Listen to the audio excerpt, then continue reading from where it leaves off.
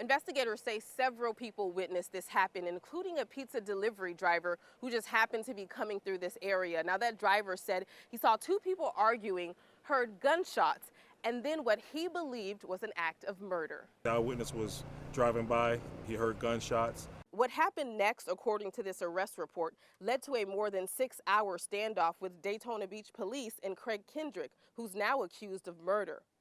There was a woman found in the field. This is the field behind the home. According to police, eyewitnesses, including a pizza delivery driver, saw the moment that Kendrick dragged the victim by her hair and dumped her back here after shooting her. When police arrived, that's when Kendrick barricaded himself inside. We fired multiple rounds of gas into the home, and with no luck of him coming out. So then we made entry into the home, and we contacted him, and he surrendered. Kendrick is in custody right now at the Volusia County Jail. He's expected to face a judge tomorrow afternoon. Reporting in Daytona Beach, I'm Deborah Souverain, Spectrum News 13.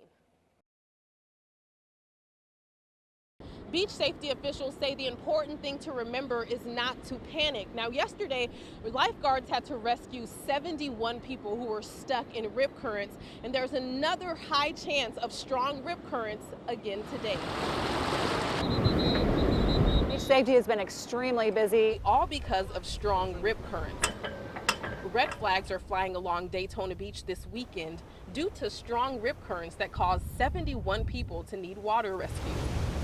That is a big concern because I don't want my kids, drifting out there and, even getting caught under the undertow or anything like that. Beach Safety Public Information Officer Tamara Mulford says you have a smaller chance of being pulled into a rip current if you know where to swim. We're experiencing very hazardous rip current conditions, so we want to let people know the most important and basic thing to remember is swim in front of those open lifeguard towers. I can't stress enough how important that is. For this family, seeing the red flags on the beach is simply a reminder of how quickly the tides can turn when you're dealing with nature. Yeah, we're not going to leave them at all.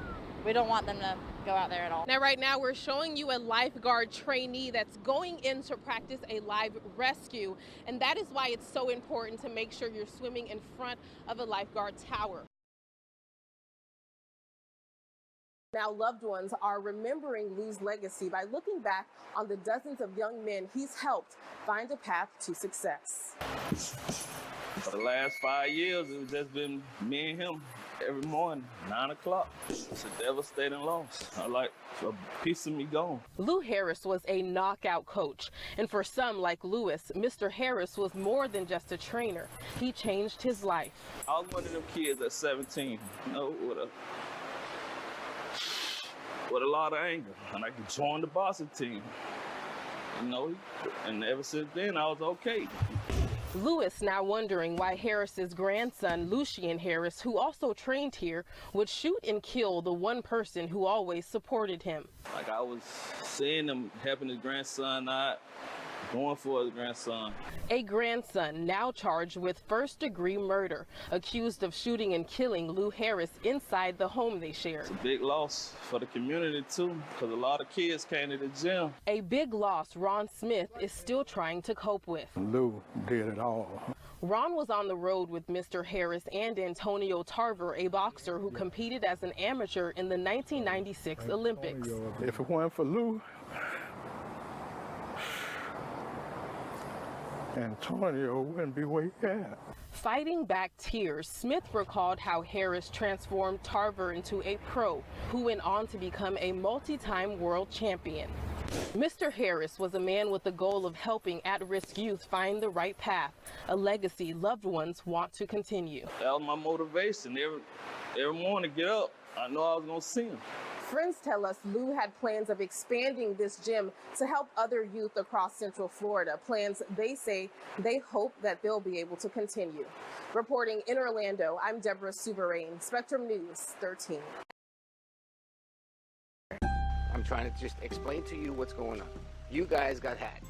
The man in the black and the guy in the middle are both recovering drug addicts. They're finding out the Cape Coral home they've been living in isn't a sober house, which is like a halfway house for addicts who are fresh out of rehab. That's what I was trying to tell him, because, obviously he's trying to recover. He's trying to help himself.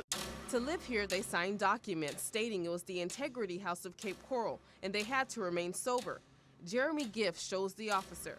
The closest thing we have to lease is just what we saw when we come in from there. That's all we have. The men then meet the homeowner. Well, this is the owner of the house. I mean, if you guys I don't know what's going on in my house, man. I was like, man. The woman he rented the house to never had permission to sublease.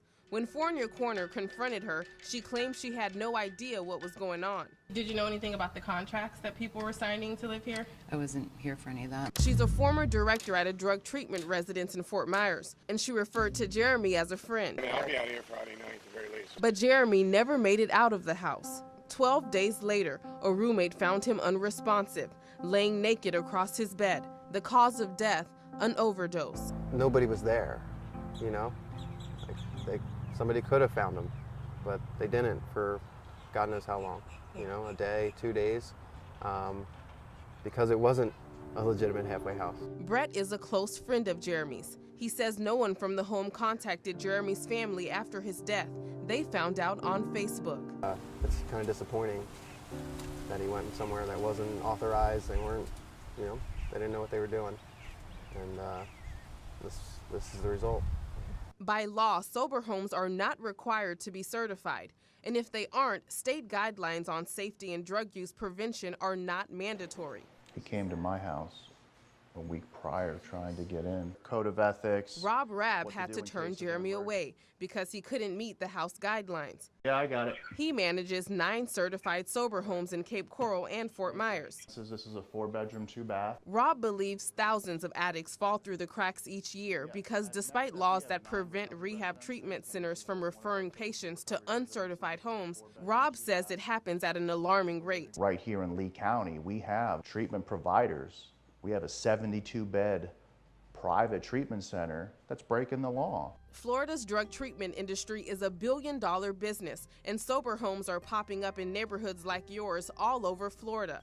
But a lack of regulation has led to many shady operators, where allegations of rape, human trafficking, and illegal drug use run rampant. They are still unregulated, uncertified, unregistered. State Attorney Dave Ehrenberg created a sober home task force to address fraud in Florida's drug rehab industry. There is nothing at the state law or local law that really affects them. A bill was recently passed based on their recommendations. It gives law enforcement officials tools to go after corrupt players at treatment centers, but not sober homes. Because that's where the money is. These models are not recovery models, they are relapse models. That's because drug addiction is considered a disability, and federal law protects them against any limits on where they can live. However, when run properly, sober homes can change lives. I'm an addict. You know, I have an illness that I can't help having. Kelsey moved from Chicago to live at a certified Next Step sober house in Fort Myers. And I know that I'm in the right place to do that, and I'm surrounded by the right people. She's one of the lucky ones. With no laws to go after shady sober home operators, being one of the lucky ones is what some have to hope for. Do you think Jeremy was one of the ones that should have made it, should have been here still today? I don't want to say should have. Again, that's God's plan. I thought he was. I thought he would be here. Jeremy's story is like thousands of others who come to Florida for help only to be caught up in someone's money-making scheme. If you'd like more information on sober homes or how to find one for a loved one, click on this story on our website, fox4now.com. In studio, Deborah Souverain, Fox 4, in your corner.